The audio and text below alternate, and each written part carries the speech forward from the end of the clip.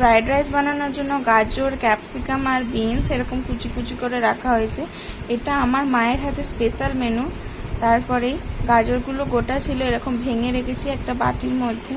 তারপরে ভাতটা সেদ্ধ বসানো হয়ে গিয়েছিল। সেদ্ধ বসানোর পর জল ঝরাতে এরকম ঝুড়ির মধ্যে নিচে বালতি আছে দেওয়া হয়েছে, ফ্যানটা যাতে ভালো করে ঝরে যায়। এরপর এক এক করে সব ভেজে নেব। দেখো, প্রথমে একটু ঘি দিয়েছিলাম, ঘিটা দেখানো হয়নি।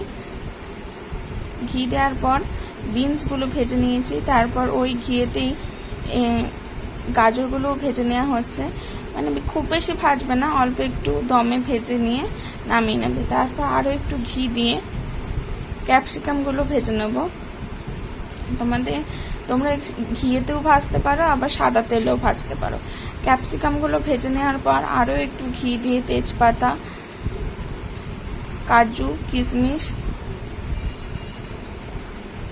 একটু দিয়ে দেবো, ভালো করে যাতে গন্ধ হয়, গন্ধটা সেন। এরপর ওগুলো সব মিশিয়ে নিলেই হয়ে যাবে।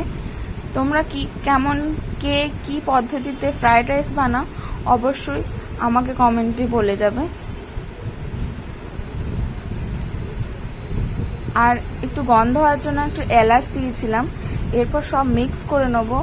এবার কাজু, কিশমিশ এবার ভাতের মধ্যে এরকম করে ছড়িয়ে দেওয়ার পর যেগুলো ভেজে রেখেছিলাম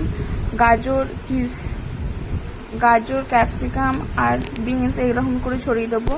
এরপর খুন্তি করে কিংবা হাতে করে তোমরা এগুলো মিক্স করে নিতে পারো। চিনিটা আর ঘিটা পরে দেওয়া হয়েছে, চিনিটা আগে দেওয়া হয়েছে। আমার ভিডিওটা কেমন লাগলো